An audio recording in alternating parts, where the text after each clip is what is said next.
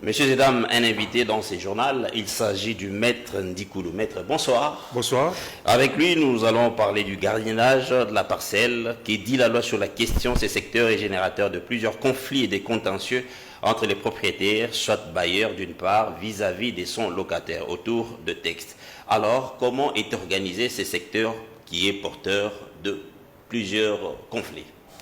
Bon, disons qu'il n'y a pas une organisation formelle ou stricte où la loi dit voici la manière dont doit se dérouler le gardiennage d'une parcelle. Mais on peut se référer au régime général des contrats parce que c'est une pratique qui est très développée ici à Kinshasa et qui consiste pour un propriétaire qui vient d'acheter un nouveau terrain pendant qu'il fait ce que nous appelons la mise en valeur, de pouvoir mettre un gardien qui va veiller pour qu'il n'y ait pas de voleurs, pour qu'il n'y ait pas d'autres personnes qui viennent occuper, n'est-ce pas, sa parcelle. Donc, en fait, pour mettre une présence. Mais il se trouve que, après, par exemple, la mise en valeur, ou après plusieurs années, on trouve les gardiens qui réclament à être payés. Et parfois, lorsqu'il n'est pas satisfait, il revend même ou il se fait fabriquer de faux documents. Est-ce qu'il a tort quand il doit, par exemple, réclamer un droit dans ce sens-là? Bon, le problème qui se trouve là, c'est que les parties ne définissent pas clairement ce qu'il en est. Parce que nous avons, en matière de contrat, l'article 6 et l'article 7, pour faciliter la tâche aux téléspectateurs, la loi sur le contrat parle d'un contrat onéreux, c'est-à-dire, comme par exemple la vente, j'achète, c'est-à-dire je donne mon argent et en contrepartie, on me donne un bien. Okay. Mais vous avez aussi un contrat à titre gratuit, par exemple les dons. Les dons est contrat, c'est moi qui donne et si vous acceptez, les biens deviennent vôtres.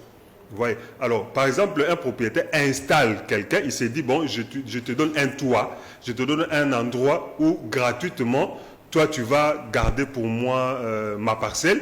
Et donc, gratuitement, je te donne un toit et en contrepartie, toi, tu vas, par exemple, monter la sécurité. Mais malheureusement, il n'y a pas de précision parce que, comme vous le savez, malheureusement, chez nous, nous n'aimons pas les écrits. Donc, on est dans les vagues. Ce qui fait qu'on ne sait pas préciser réellement. Et en tout cas, c'est un phénomène qui s'est beaucoup développé des gardiens qui, au départ, apparemment, avaient accepté sans rien dire et à la fin, demandent de compensation.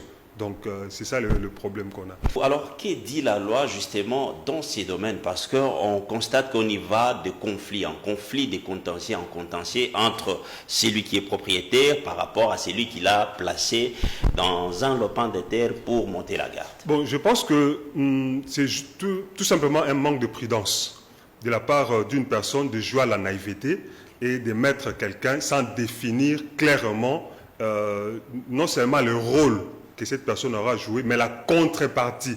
Y aura-t-il contrepartie financière ou pas? C'est comme ça que je vous disais en première partie de votre question que nous ne sommes pas habitués avec les écrits. Donc il faut réellement définir. Et moi, je me dis que si c'est un contrat même de location, par exemple, vous mettez un locataire, un gardien, une sentinelle, qui n'a pas un grand revenu, il vaut mieux faire un contrat de location avec une faible somme que de laisser une situation évasive qui, au fil du temps, amène beaucoup. Vous savez, en droit, nous référons seulement au texte, mais il faut aussi se référer à la psychologie. Je mets une sentinelle dans un coin de ma parcelle et puis je construis une maison de deux étages ou 3 étages. Mais il risque d'être jaloux pour dire il a beaucoup d'argent. Comment ça? Mais écoutez, il doit l'être pourquoi? Parce qu'il est là en tant que gardien en train de monter la garde autour de la parcelle. Il va oublier son rôle.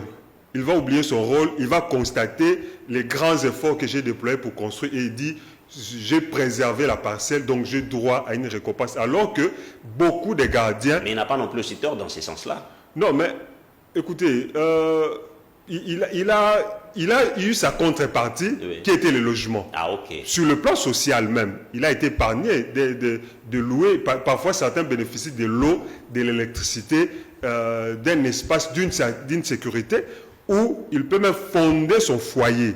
C'est beaucoup déjà.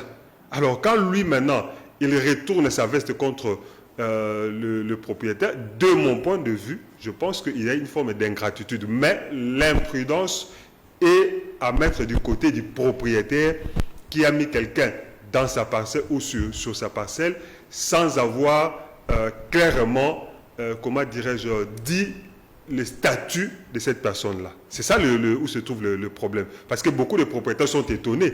Ils crient à l'ingratitude. Mais c'est eux, en fait, qui ont en quelque sorte ouvert la porte à cette imprudence-là en ne précisant pas le statut de cette personne. Mais sur le plan strictement juridique, il y a aussi les problèmes pour rassurer le propriétaire que lorsque rien n'a été dit, vous n'avez pas à exécuter en quelque sorte une forme de contrat forcé.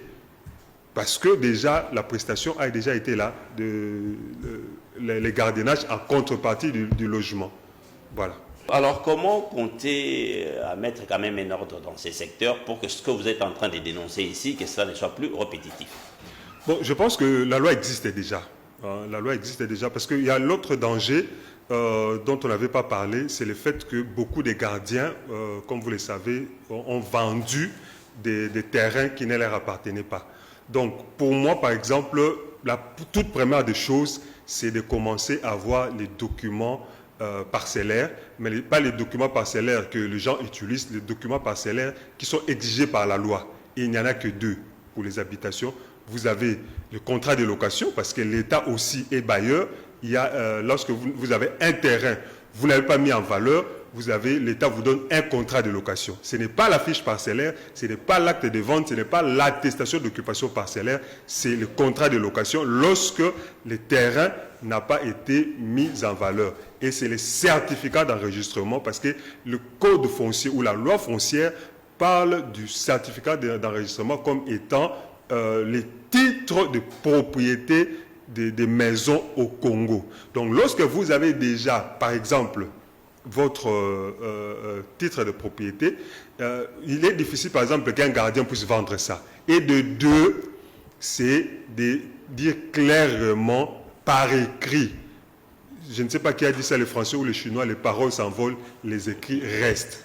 Même sur une page, moi, un tel, j'accepte de garder... C'est-à-dire vous définissez au départ de la manière le contrat qui doit vous lier, en fait, qui doit lier les 2 parties. Mais parce que je vous assure qu'il y a eu des propriétaires qui ont laissé parfois leur parcelle avec construction durant 20 ans à des gardiens.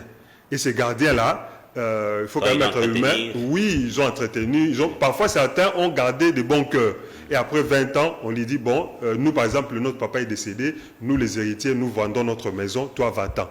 Alors, lui, les gardiens, il s'est dit, je vais passer toute ma vie ici, je n'ai pas été récompensé et tout et tout. Mais il y a un flou parce qu'il y a aussi la responsabilité des gardiens. Nous sommes en droit, le droit ce n'est pas des sentiments. Les gardiens devaient aussi connaître sa situation. S'il était là pour bénéficier du logement en contrepartie du gardiennage, il n'a qu'à s'en prendre à lui-même si lui aussi, il n'a pas été plus loin pour chercher, je pourrais dire, assurer son autre ou sa propre propriété. Donc, on peut dire que les torts peuvent être partagés, mais il y a la prudence à avoir, pas seulement du côté du propriétaire, mais aussi du côté même du gardien lui-même. Alors, de manière concrète, qu'est-ce qu'on peut retenir sur tout ce qu'on s'est dit au sujet de gardiennage de la parcelle? Premièrement, ayez les documents de l'État congolais. Et le document de l'État congolais, c'est soit le contrat de location, lorsqu'il n'y a pas mise en valeur. Lorsqu'il y a mise en valeur de la parcelle, c'est le certificat d'enregistrement. Première chose. Deuxième chose, ayez un contrat écrit, si vous me prêtez l'expression même de complaisance, un contrat de location, même de complaisance, même de 1000 francs ou de 2000 francs avec les gardiens de la maison, afin que son statut puisse être clairement défini.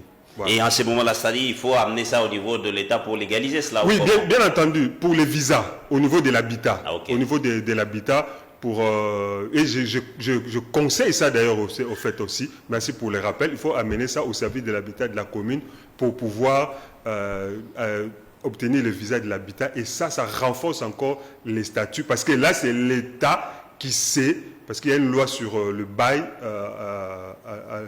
non professionnel de 2015, donc l'État sait qu'un tel qui est là a un statut de locataire, donc il a lui-même laissé, l'État laissé, vous les propriétaires, vous le savez, tout le monde laissé, donc, et il a donc moins de marge de manœuvre en termes de pouvoir vendre ou de réclamer quoi que ce soit. Parce que quand vous êtes locataire, c'est à moi que vous payez. Et donc si vous venez pour dire non, vous devez me payer, moi je dis non, vous êtes même en retard de loyer. Voilà, c'est une astuce. Voilà, maître, je vous dis merci. C'est moi qui vous remercie pour l'invitation. Je rappelle ici que nous avons reçu dans ce journal Maître Ndikoulou. Avec lui, nous avons plutôt parlé du gardiennage de la parcelle et il nous a expliqué ce que dit la loi.